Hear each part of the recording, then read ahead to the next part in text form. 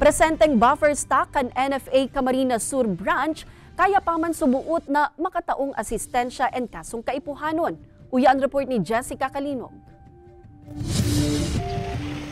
13,000 bags nin paroy ang procurement target o dapat mabakal kan National Food Authority o NFA Camarines Sur para sa bulan nin Abril. As of April 5, nasa 2,300 bags nin paroy pasanaan sa indang nababakal.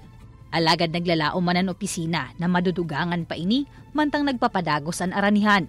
Sa ibong kaini, sapat pa man subuot ang buffer stock nin bagas kan NFA Camarines Sur Branch en kasong kaipuhanon. Pagtatry mi man and igwa man din kami ning pigaasahan talaga itong hali sa daet. Pag ano kay to dadarahon digdi ipapa-meal mi para igwa kami ning buffer stock.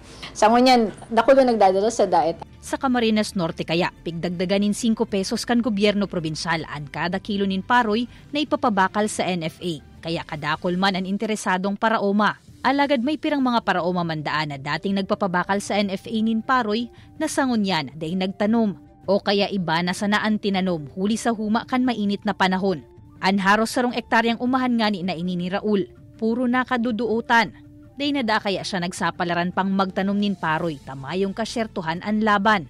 Ang panahon kaya ngunyan mainito na maray bako lang nga ni ako may mga pagkairbalan man ko digdi sa dalipay na dahil kinakayang patubig, magagastusan lang, and secondly, baka talaga nga yun, totally arog kaya. Kaya yan ang risk kang paraoma.